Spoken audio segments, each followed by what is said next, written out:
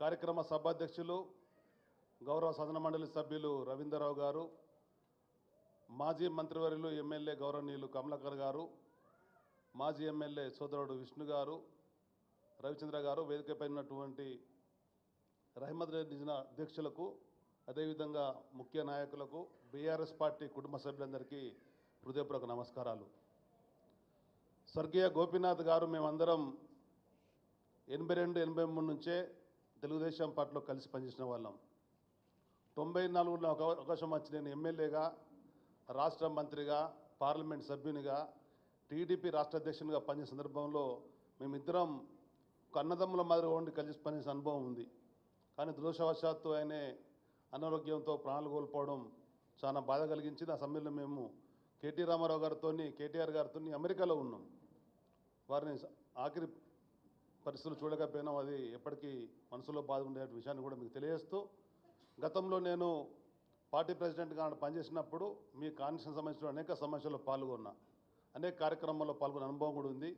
ఈ వచ్చినటువంటి ఉప ఎన్నికలలో సోదరు రవీంద్రరావు గారితో పాటు రాష్ట్రంలో ఉండేటువంటి ముఖ్య నాయకులను బాధ్యులుగా పెట్టి నడిపిన సందర్భంలో నాకు నేనుగా గోపీనాథ్ ఉన్నటువంటి అనుబంధంతో ఆ కాన్స్టిట్యూన్సీలో గోపీనాథ్ వారసులు రావాలని చెప్పని, ఆయన ఆశయ సాధన కొరకు వారు కృషి చేయాలని చెప్పని, అప్పుడే ఒక స్నేహితునిగా నిజమైన నివారణ అర్పించినట్టుగా నేను భావిస్తానని చెప్పని అవకాశం కోరడం, కొన్ని సందర్భంగా కేటీఆర్ గారు నాకు ఇచ్చిన అవకాశాన్ని, నాకున్న అనుభవాన్ని జోడించాలనే ఉద్దేశంతో ప్రతి పోలింగ్ బూత్కు సంబంధించినటువంటి లిస్టును ఇట్లా స్పైరల్ బెండింగ్ చేయించినాం. అంటే దీనికి ఒక ప్రత్యేకత ఉంది. ఎన్నికలనేటివి మనం ఎంత జాగ్రత్తగా, ఎంత మనసు పెట్టి దేశంలో ఉండేటువంటి సైనికుడు కాపలా ఏ విధంగా కాస్తాడో ఆ విధమైనటువంటి కర్తవ్యం ఈ బూత్ కమిటీ బాధ్యత ఉంటే చెప్పి మీకు మనవి చేస్తున్నా. అంతటి కర్తవ్యాన్ని నేను గతంలో పలు పర్యాయాలు మధ్యలో ఓడిపోయినప్పుడు నాకు నేనుగా గమనించి అసలు ఎందుకు జరుగుతుంది ఎన్నికలలో అవకతవకలని చెప్పని భావించి ఆడు ఎన్నికల కమిషన్ అంత అప్రమత్తంగా లేనటువంటి పరిస్థితులలో 600 మంది యువకులను పార్టీలో ఉండేటువంటి వాళ్ళని ఎంపిక చేసి వారందరికీ బాధ్యత ఇచ్చి ప్రతి ఇంటింటికి పంపించి, కులాలు వేరేనా, మతాలు వేరేనా, గ్రామాలు వేరేనా, వాడలు వేరేనా కానీ ఇలాంటివి కూడా ఇబ్బంది రాకుండా, తప్పుడు పని చేయకుండా ప్రతి వ్యక్తిని కలిసి మా నాయకుడైనటువంటి రమణ గారు పంపించారు అని చెప్పి జగిత్యాల కాన్స్టిట్యూన్సీని పంపిస్తే 30,000 ఓట్లు అక్కడికి వెళ్ళిపోయినటువంటి వాళ్ళై, చనిపోయినటువంటి వాళ్ళై, డబల్ అయినటువంటివి ఇతర గ్రామాలకు వచ్చినటువంటి వాళ్ళని కూడా తొలగించడం జరిగింది. అది మామూలు విషయం కాదు. అది 2008-9లో 30,000 ఓట్లు తొలగించినాం. అదేవిధంగా కొత్త ఓట్లను చేర్పించినటువంటివి 25,000 ఓట్లు. అంటే ఒకేసారి ఊహించనంగా అంత ప్రక్షాళన జరిగేటువంటి అవకాశం నాకు వచ్చింది. చేసుకుంటే చిన్న మెత్తు కూడా ఫిర్యాదు రాలే. ఆడకు ఉండేటువంటి అధికారి ఆర్డీఓ హనుమంతరావు గారు ఇప్పుడు భువనగిరి కలెక్టర్, ఇంతకుముందు సంగారెడ్డి కలెక్టర్ ఉండే, పెద్దలు కేసీఆర్ గారు కాన్స్టిట్యున్సీ గజ్వేల్కైనా అధికారిగా ఉండే ఆయనే ఆశ్చర్యపోయిండు. అంటే ఈ విధమైనటువంటి పని చేస్తారని చెప్పారు. అంటే ఏ పని చేసినా కానీ చిత్తశుద్ధితో పని చేస్తే దాని ఫలితాలు వస్తాయి.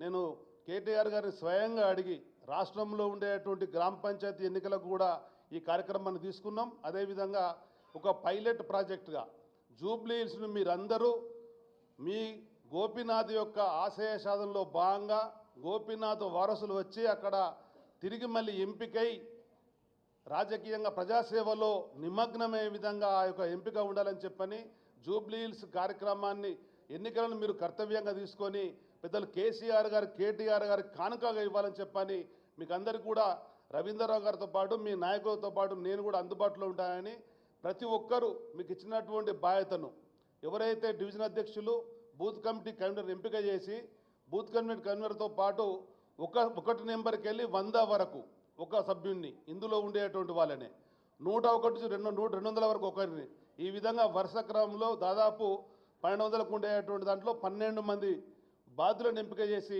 ఆ ఒక్కరు 100 మంది దగ్గరికి వెళ్ళి, అంటే 20-25 కుటుంబాలు మాత్రమే ఉంటాయి. ఆ 25 కుటుంబాలు వారి సన్నిహితంగా వెళ్ళి కూర్చొని కేటీఆర్ గారు స్వయంగా పంపించారు, మమ్మలను రవీంద్రరావు గారు పంపించారు, విష్ణు గారు పంపించారని చెప్పి ఎవరైతే అక్కడ మీకు అనుసంధానం చెప్పగలుగుతారో ఆ పేరు చెప్పి వాళ్ళ వివరాలని సేకరించి, వాస్తవంగా ఆ పేర్లలో తప్పులుంటే సరి చేయడం అనేది ఒకటి, ఒకవేళ చనిపోయి ఉంటే తొలగించడం అనేది రెండోది, డబల్ త్రిబుల్ ఉంటే వాటిని కూడా ఫిర్యాదు చేసి తొలగించడం అనేది, ఈ విధంగా వీటిని మీరు ఎంతవరకైతే చేస్తారో చేసేటువంటి ఎన్నికల ప్రచారంలో నాకు తెలిసినంత వరకు ఒక 10% కార్యక్రమం అయినట్టుగా నేను భావిస్తున్నా. ఇతర రాజకీయ పార్టీలు ఉండేటువంటి వాళ్ళు కాంగ్రెస్ కానీ బీజేపీ కానీ ఇంత ఓపికతో పని చేయలేరు. కేవలం కేసీఆర్ గారి గులాబీ సైనికులతో మాత్రమే సాధ్యమవుతుందని చెప్పని మనసారా భావిస్తూ ఈ బాధ్యతలను మీరు తీసుకోవాలని చెప్పని, అదే నిజమైనటువంటి పార్టీ కార్యకర్తగా మనం చేసేటువంటి కష్టం అని చెప్పని, ఏ విధంగా అయితే సోहेल గారు ఆవేదనతోని भाई सोहेल जी ने आज भाषण दिया ना, वो मुँह थोड़ा जवाब सामने पार्टी वाले को देना बोले तो इसमें अपन हर आदमी शामिल होना, मेहनत करना, पार्टी का आदमी को जो केसीआर साहब ने सामने लेके आए थे उनको जिताने के वास्ते हर आदमी कोशिश करना, उसमें ये पहले काम। इसीलिए हम तेलंगाना भवन में हर दिन यहाँ रहते, आप लोगों को हमारा साथ भाई रविंद्र राव और साथी लोग भी साथ में रह के जो जिम्मेदार नेता है आपको साथ में रहते, मगर ये रहमत नगर डिवीजन में हर एक आदमी को मिलना और डिवीजन इंचार्ज और कॉन्स्टिट्यूंसी इंचार्ज और जिन लोग जिम्मेदार लेना बोल के मैं विनती करता हूँ। मेरा बात खत्म करो, शुक्रिया, थैंक यू। కార్యక్రమాన్ని ఉద్దేశించి మాజీ శాసనసభ్యులు శ్రీ పి విష్ణువర్ధన్ రెడ్డి గారిని మాట్లాడాల్సింది కోరుతాను.